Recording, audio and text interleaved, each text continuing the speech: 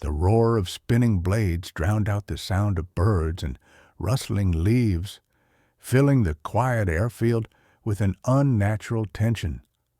The sound echoed across the open sky like the distant growl of a storm about to break.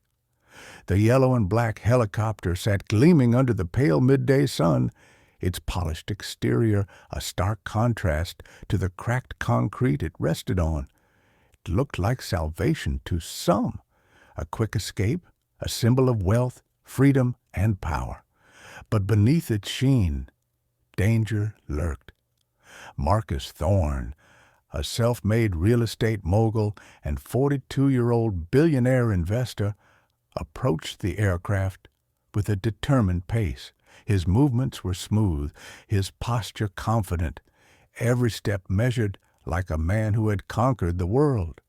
His tailored blue suit hugged his frame like armor, giving him the air of someone used to being in control. But this day was different. This wasn't just a business trip. It was his attempt to vanish, to escape the shadows that had begun creeping into his life. For the past week, Marcus had received a string of strange and increasingly unsettling warnings. At first, it had been a simple, unmarked envelope placed on his desk, completely blank. Then came the dead bird, carefully laid on the windshield of his prized Bugatti. The final straw came the previous night when someone tried to disable the security cameras outside his coastal estate.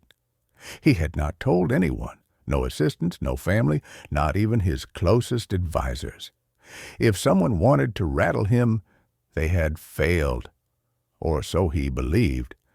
Marcus had booked the helicopter in haste, using a third-party broker he had never dealt with before.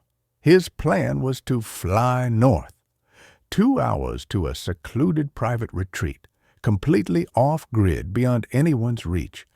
No flight plans, no paper trails, no way to trace him. He thought he was being smart, calculated.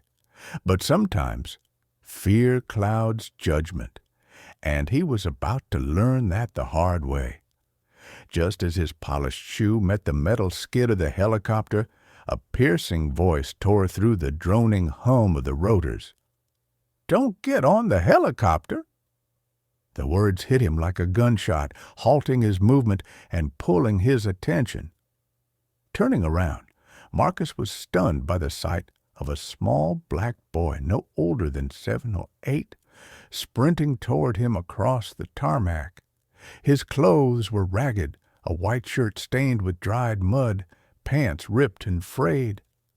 The boy's face was streaked with sweat and tears, eyes wide with terror, focused only on Marcus. As the child ran, his voice cracked with desperation. "Don't go! They'll kill you! Please, you can't get on that thing!"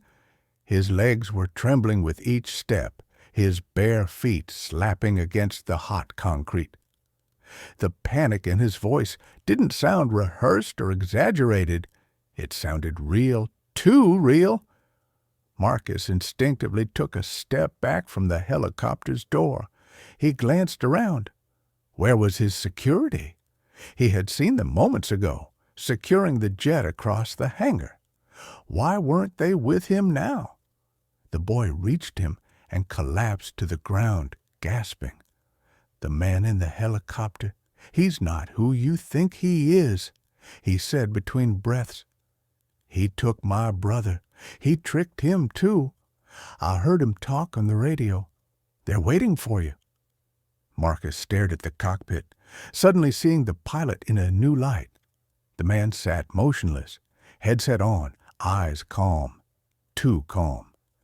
Everything about him, which had seemed professional and composed, now seemed rehearsed, cold. "Who are you?" Marcus asked quietly, kneeling beside the child. "My name's Coffee," the boy whispered. "They took Abel, my brother. He tried to warn someone, too, and they took him. That man, he doesn't work the helicopter company. I know it. I heard them talking. He's waiting for you to be alone." Marcus's heart pounded against his ribs. He felt the burn of adrenaline. Was it possible? Could his need to escape have blinded him to an elaborate setup? Suddenly, the helicopter's side door slid open. The pilot leaned out. "Everything all right, Mr. Thorne?" he asked in a flat, emotionless voice. His hand rested just inside the frame, unnervingly close to the throttle. Marcus forced a tight smile. "I forgot something in the terminal," he said calmly. "I'll be right back." He stood, pulling Coffee up with him, and turned quickly toward the terminal. He didn't look back. The pilot watched them leave without expression, his gaze lingering like a shadow. Inside the terminal, Marcus hit the emergency lock button and sealed the doors. His hand trembled as he picked up the nearest phone and dialed security. "Get here now. That pilot isn't ours. Lock down the airstrip. Trace the booking. Get me everything. His name, background, the broker, everything. Check the cameras. Call the FAA." He looked over at Coffee, now sitting silently on a bench, arms wrapped tightly around his knees. He looked so small, so vulnerable, yet his courage had just saved a man worth billions. Within minutes, the airfield was filled with agents and emergency responders. But the helicopter was already gone. The moment Marcus had sealed the terminal, its blades had roared louder, and it had lifted off, disappearing into the clouds with no trace. Investigators listened to Coffee's story. 2 months ago, he and Abel had been surviving near the docks, begging for food. A man in a pilot's uniform offered them help. Food, shelter. Abel had gone with him. Coffee had run. Since then, he had watched the skies, listened near hangars, and waited. When he heard the voice again on the radio, he ran. A deeper investigation followed. The pilot, Vincent Carlo, was identified as a rogue ex-military operative tied to a black market trafficking ring. They posed as luxury flight services, targeting high-profile individuals for mid-air abductions. Once captured, victims were ransomed, sometimes never seen again. But this time, their plan failed. 2 weeks later, authorities raided a warehouse by the coast. Inside, they found 4 children locked in a sealed container. One of them was Abel. Coffee was there when his brother stepped out, thin, scared, but alive. The two didn't speak.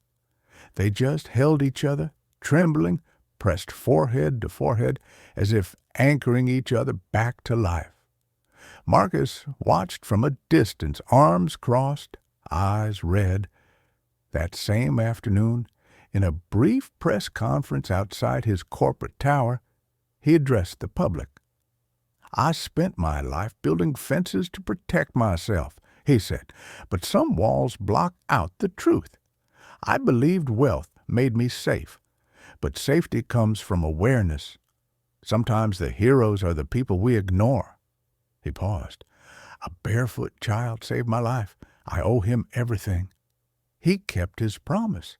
Marcus launched the Coffee Foundation, providing shelter, education, and safety for at-risk children around the world. The first 2 members, Coffee and Abel. He didn't adopt them. He asked if they would adopt him.